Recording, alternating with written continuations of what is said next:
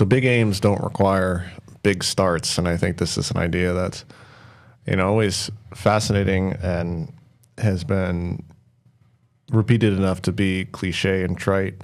However, it's still very true. We often think of planning as this thing in which we need to develop perfect certainty before we act. So you have a project, I need to plan it out, and I have a goal, I need to plan it out, and then I can have certainty about how each action will play out, and then I can take those actions. But, planning is helpful, but it's you can really only plan for the next step. And for big goals or big projects, it seems like there are hundreds of steps. I mean, for example, for you, you had our labs, hundreds of steps, and you couldn't even imagine planning each step along the way because you just didn't, there is no world that you would have perfect clarity for each of those steps. You actually had to walk along the bridge and allow the bridge itself to emerge. It's kind of like the old Taoist idea, walk and the path emerges. And I think it's very interesting. And I think we can apply that to change for ourselves too. We both work with a lot of people who want to change themselves and the way that they act and all that, which is valiant in the context of self-acceptance. But in the same regard, change happens one step at a time, and we can't plan that. And so, one of the things that we've talked about, and I always say, is that, that you have no hope in eating well if you can't make a healthy snack. You have no hope in being able to sit down and do 2 hours of focused work if you can't do a 5-minute meditation or a 1-minute meditation. How are you going to do 2 hours of work if you can't do 1 minute of nothing? And so, I think that those little steps we often take for granted, and when we want to provide this big action that changes our lives, or this big decision that really changes everything, but it just doesn't seem to be that way. Change doesn't seem linear. It seems kind of emergent. Driven by the moment and driven by your actions in those moments. Oh, definitely. Yeah, I mean, I think it's so relevant right now, right? As we turn the year and everybody has this New Year's resolution, right? Mm-hmm. Okay, I have a New Year's resolution. I'm going to do X, and we always seem to make it like a year's worth of change. I'm going to read 25 books. Mm-hmm. Well. Okay, what's book one? Right? I hope it's something interesting because you're going to not read. If you don't read book one, you can't read book 25. Mm-hmm. But we think we need to make this grandiose change. We need I'm going to go to the gym. I'm going to be healthy. I'm going to go every day. I'm going to eat only good things. I'm going to stop drinking on the weekends. Right? All of these things. I'm going to do this from zero. I'm going to take all of the things I dislike about myself right now, and I'm going to flip them on their head. I'm going to change them all right now. Mm-hmm. That's not real, right? But it goes to your point. Well, what was the opening line that you said? Big aims don't require big starts. Yes, right? So I think it's important to remember that. Big aims require simple steps. Mm-hmm. And when we started our labs, I remember sitting on the beach just talking about this concept of what would we need to do to start our second business. Okay, well, I'm interested in this type of stuff. I think it'd be really fun. We've been playing around with our cold tub in the basement. Well, let's start writing. And we started writing down. And the cool thing about what I'm trying to explain to you is that we in no way, shape, or form wrote this full business plan that started with, on day one, we're going to do this, and then it's going to look like this, and then we're going to have what the prescriptions will be? It'll be, refresh and reset, and it'll be 15 minutes versus 45 minutes. It's going to cost us $45 and all this stuff. And we did end up writing all that stuff down, but it didn't come linear. Mm-hmm. It wasn't like this, it all came in at once, and it was we just took a step towards it mm-hmm. and started talking about it. And then we were like, oh, that's a good idea. Write that down. And we would write it down. And then it was almost like building a puzzle. I mean, 6 or 7 weeks went by, and we're like, oh, now that we've got the idea of the way we want it to look, like, what do we do next? Okay, this, right? And it was just this step after step after step after step. And I'm really glad that it went that way, because if I had just said, I want to have a new company open at the end of the year, my New Year's resolution is to have a new company open at the end of the year, I would have had no shot. Mm-hmm. Mm-hmm. I wouldn't have just taken the step. Hmm. And actually, as I'm kind of thinking about this, as I'm talking about it, I'm reminded of when we first tried to open our first business. We didn't have any money. And the thing you need to open a business is you need money, right? Mm-hmm. Or a backer or something, or some way to get the money. And what you had to do is you had to put together a business plan, mm-hmm. which I had never done. And ultimately, even though I did that, I put together the business plan and we wrote it all down and we did exactly what we said, it didn't even come anywhere near what actually happened. Mm-hmm. But we convinced somebody else to give us the money based on this plan that we wrote down. That somebody was the bank, of course. Mm-hmm. But then once we got it, that didn't go that way at all. There was still a bazillion things that came up that were not on my business plan, had no idea about, totally blindsided us. And it's like the same concept that you're saying. Right? You can decide you want to do all these things, but you have no idea until you start doing them. Right. We get so lost in the, in the grand goals, right? That we lose sight of those like tiny actions. And, you actually even started your example with our labs in the middle of the steps, like you've already walked, a mile into the bridge and the fogged bridge, and you have a mile worth of clarity because you already had the cold tub in your basement, so you were already interested in the thing. And you had, maybe you go back even further to the start of the bridge when you first showed up, at Mike's workshop thing there, right? Yeah. And same thing, we were talking with Jason, who owns Millennium Fitness, fascinated by the idea that he just started groups in Buttonwood Park, right? Like fitness little groups. He didn't have anything besides a post on Facebook, right? And again, that's even in the middle of the bridge too, because he had already been, passionate enough about fitness to understand that, to be able to lead a class like that. And so, I think it's so interesting. We have these like huge, massive visions, but we just have no concept of how to get there, and we love to tyrannize ourselves and say, well, just gotta do it. I hear that all the time. I just need more willpower. Someone said it to me this morning. I just need more willpower. That's all it takes. And I'm like, it's not how that works. That's tyranny. We don't like that. Whether that's from the king, whether that's from the president, whether that's from mom or dad, it doesn't matter that it's ourselves. We dislike demands. And so the best way to get a win-win here is to negotiate with yourself. If your goal over this new year, we make our New Year's resolution and people think about it just because the calendar turns. If your resolution is to aim to eat healthier, then it doesn't need to look any way than just the next time you eat, right? The next time you eat, can we make this a little bit more balanced? Can we eat a little slower? Can we be a little bit more mindful?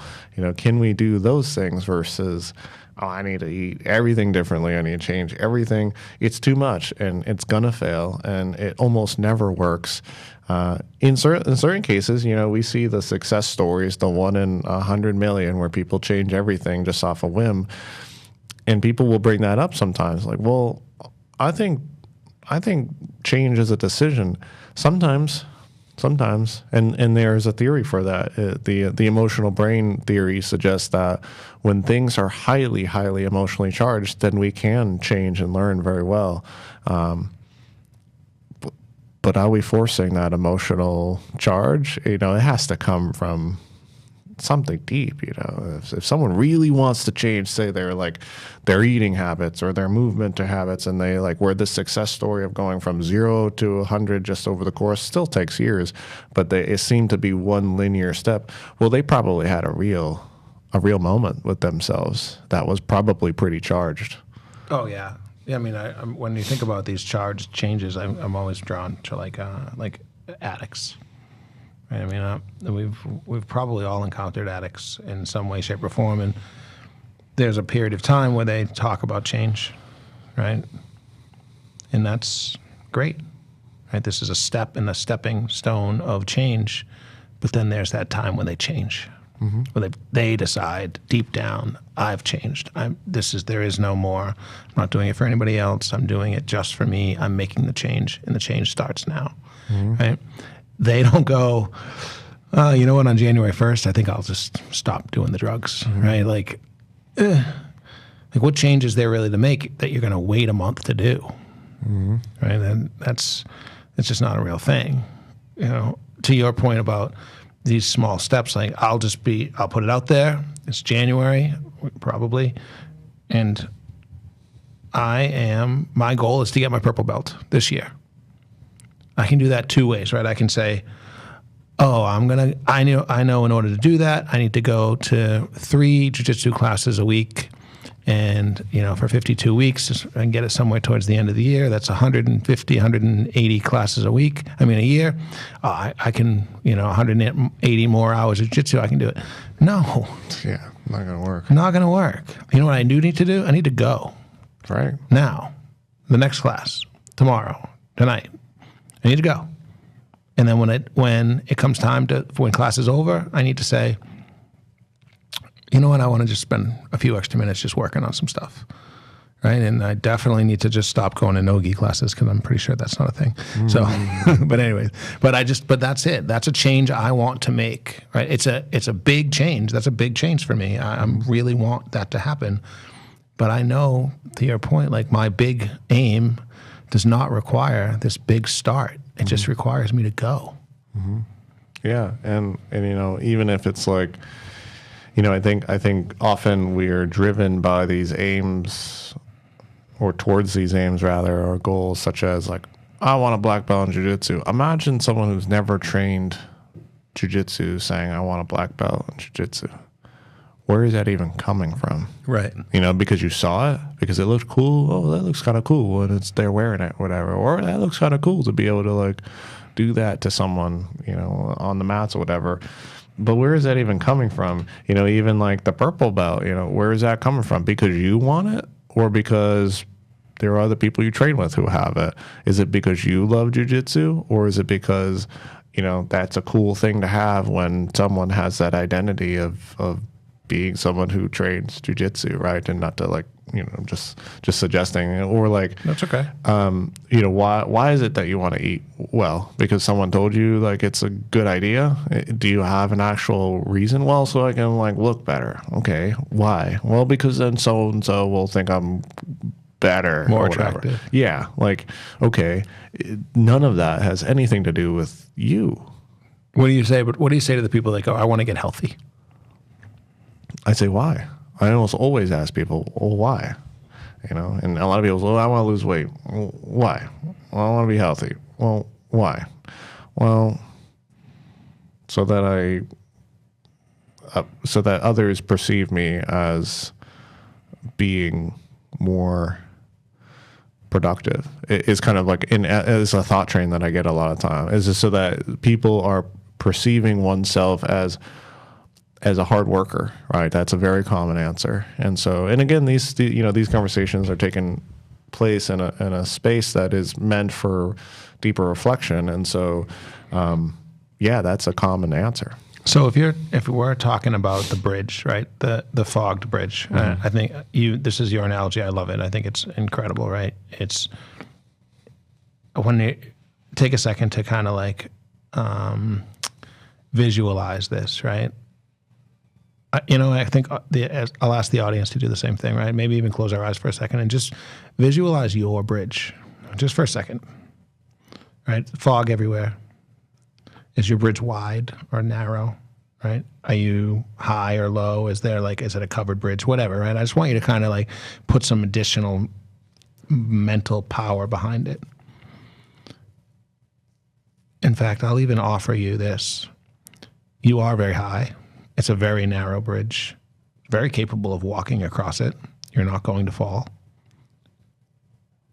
What's the first step? And I think what we've discovered and uncovered is the first step is your question. Why? Why? Why do you want to start a new company?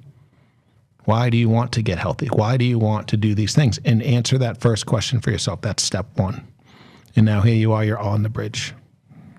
Right? And what was the Chinese leader that would go into battle and burn the bridges behind him so his army could never retreat? Yeah. And very famous for conqueror. He would go into these towns and he would literally burn the bridges behind him so his own army could not retreat. So there you are. Now pretend for a second that you've burned the bridge behind you. You got your why, you took your first step. Okay, here we are. To your point, the fog will lift. Clarity only comes after action. One more step. That healthy snack. One more healthy snack. Another healthy snack. Maybe a healthy breakfast. Maybe you skip breakfast. I don't know, whatever your prescription is, your goal is, right? But one more jiu-jitsu class. One more deep work session.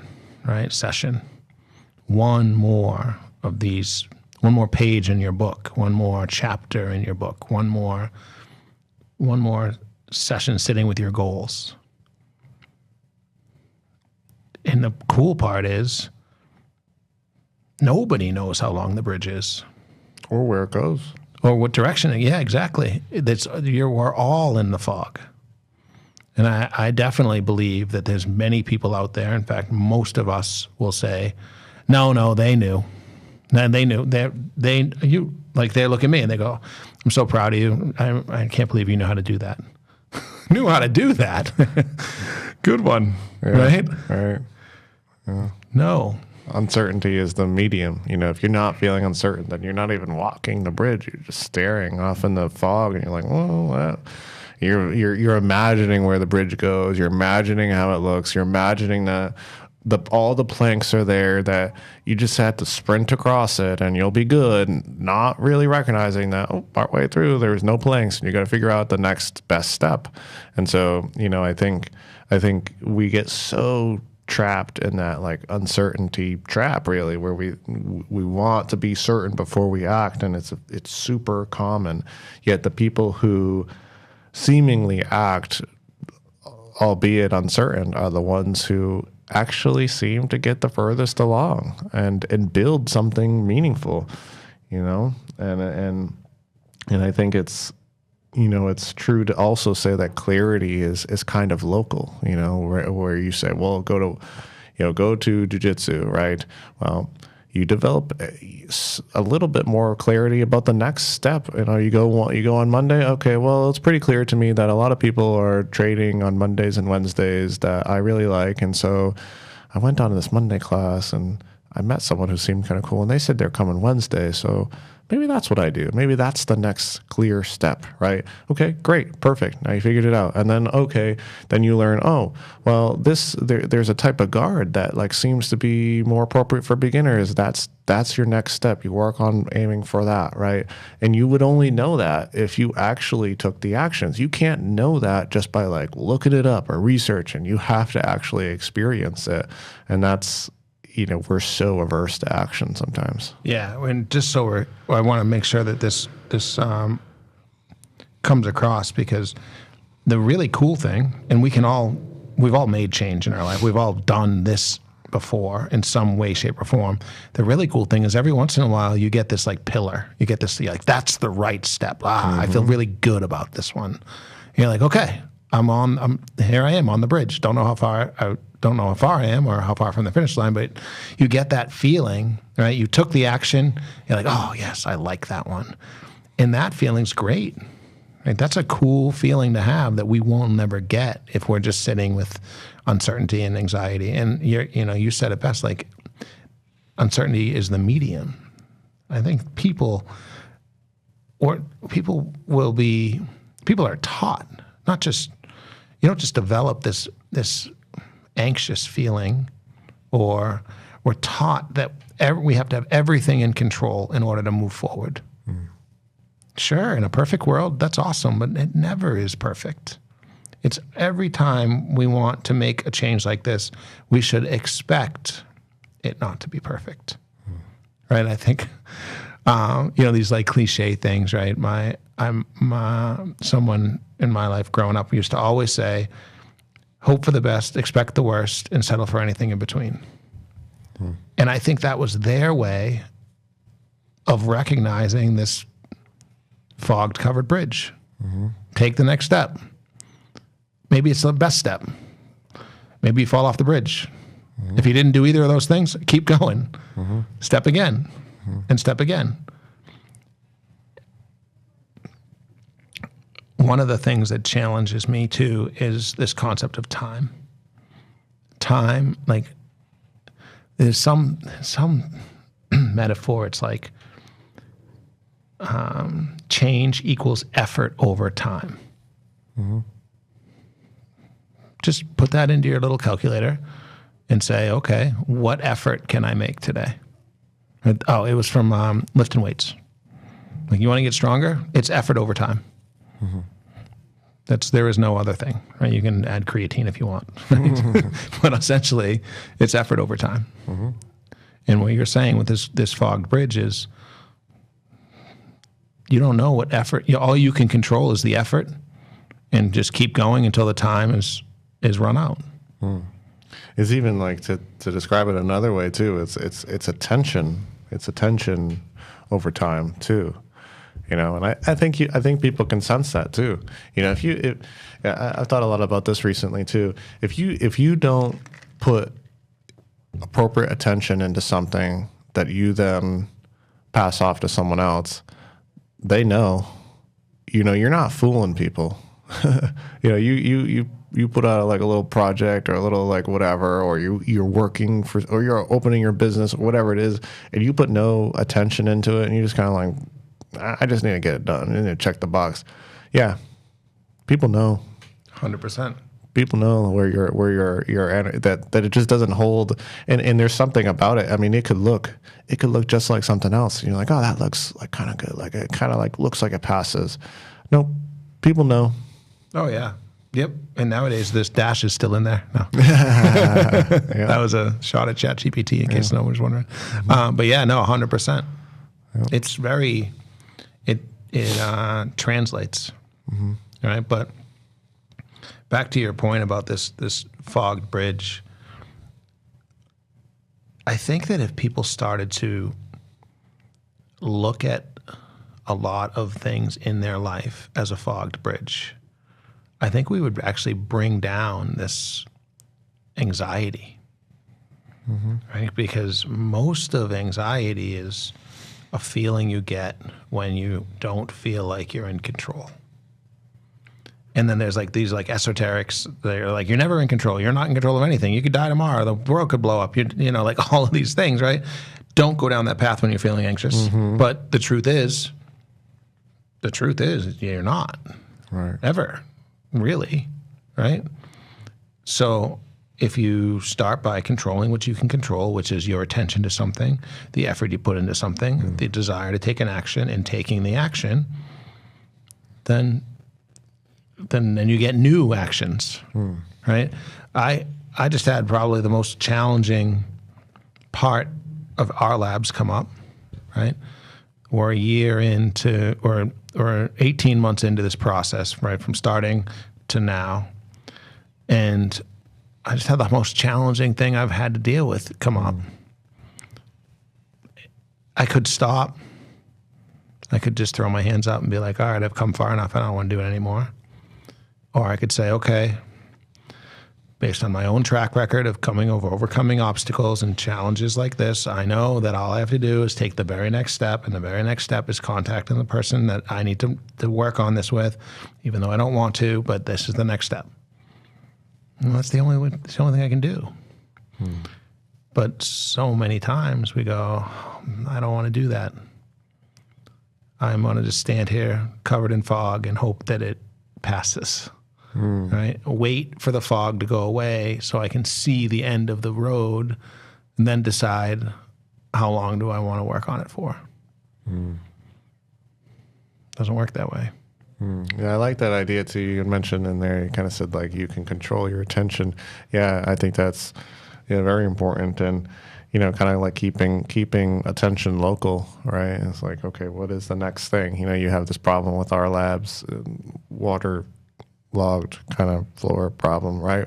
What is the next step? Well, you have to call the person. You got to call the person. That's the next step, right? And you don't know what I don't know if you've probably already been through this, but my thought would be like, well, you don't know what they're going to say. You don't know what the deal is. You don't know, if they're going to honor X, Y, and Z. Like, you don't know any of that. And you could postulate all you want. Well, they're not gonna give me a deal. They're gonna screw me over. They're gonna do me a solid. You could think all day long about this, but guess what? You have no clue until you actually do the action that is connecting with this person. And the same thing is true for almost everything that we do. It's like you have to do the thing. We stop planning. Planning doesn't work. Yeah, I couldn't agree more. So my question for the audience is like, what's the thing? Right? Like, what is it for you? What's the thing that you've been planning to do for however long you've been planning to do it for, right? What's the thing that you put off and said in November, you know what I'm going to do in January? I'm going to do the thing. What is it? And what's your why behind it? And when your why is strong enough, you'll take the first step. And then when you're on the bridge, burn it. Because when you are a year into figuring something out that you've been working at and you've been taking step after step after step after step, you'll feel good. Even if you're like, you get a year and you're like, holy crap, I went the wrong direction. No, you didn't. Bridge is linear. Just keep going. Next step. You didn't go the wrong direction. You only think that way because you actually got all the way to here. You would have just, if you could have just sat back and spun your wheels for an entire year and said, well, what if in 1 year we have this thing happen and then the floor goes down? Okay, well then we shouldn't do it. No, that's not the answer. The answer is nope. Next step. Okay, next step. All right, next step. Yeah, there are infinite possibilities in the middle, but there's only one actuality, and so you have to unveil that by taking the actions and taking the steps. Yes. So I like it. So yes, figure out your why, because if it's not a strong why, if it's just for other people and people said you should and it kind of seems like a cool idea and it's more identity based and all that kind of stuff, or like egoic based, maybe is a good way to think about it, then maybe have a different aim. And if you have a strong enough aim, well, I want to do this because I want to feel good about myself, or I really enjoy this, or I feel passionate about this, or this is very engaging to me. Okay, great. Then direct your compass, right? Where is the direction that you need to even go? You don't need a huge plan. You just need the compass to be pointed in the right direction. And hopefully it's pointing in the right direction. Then you take one step. Okay. I want to improve my diet. Okay. Make one healthy snack. I want to move more. Okay. Get to the gym one time and then evaluate. Maybe the gym isn't for you. Maybe it's volleyball. Maybe it's badminton, whatever. But you have to actually take the steps and then reevaluate. And no more thinking, no more planning, more doing. And don't look at things that you don't want as bad. You're on the bridge, you're taking 3 steps, and you're like, wow, I don't like that. Cool. You ruled that one out. You no longer have to think about whether or not you would or wouldn't like it. You already know. Next step. Man, I found 3 things in a row I don't like. Cool. You would have thought about those things and wondered, I wonder if I like that. Do I like that? I'm not sure if I like that. Well, maybe I'll figure it out someday. You figured it out. Next step. Now, oh, I do like that. Awesome. Next step. Oh, you know, that didn't work in my day. You know what? I do like going to the gym. Interesting. I didn't realize I would like going to the gym, but I don't like getting up early. Cool. Next step. You know, I do want to make a healthy stack, but I don't like grapes. Right? Okay. Awesome. Don't buy them. Next step. Right? And don't look at like these no's, these accidents, these wrong going as wrong or failures. It's simply a next step. I mean, there's this, it's kind of cliche now, right? Like every no leads to a yes. Right?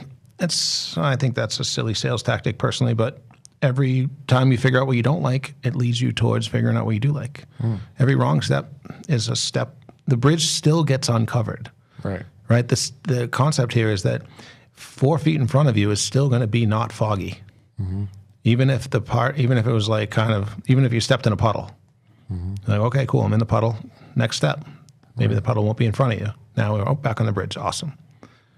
But we let it get down. We think to ourselves, no one else steps in puddles on this bridge. It's not a thing. Like, I must be doing it wrong. Nope, you're not. Yeah, each step breeding a little bit more clarity, and not being afraid to step wrong, right? I mean, it's still each step still bred that clarity. So now you know. So yeah, I think if you find this topic kind of interesting, then let us know. I think it's really relevant for this time of year. A lot of people will be thinking about change and how to do it. And so, we just encourage you and ourselves, we're always talking to ourselves as well, to take the small action. Don't tyrannize over yourself, negotiate with yourself. Don't be, have the courage to do something small, because it doesn't feel heroic, but you still need to convince yourself that it's worth it.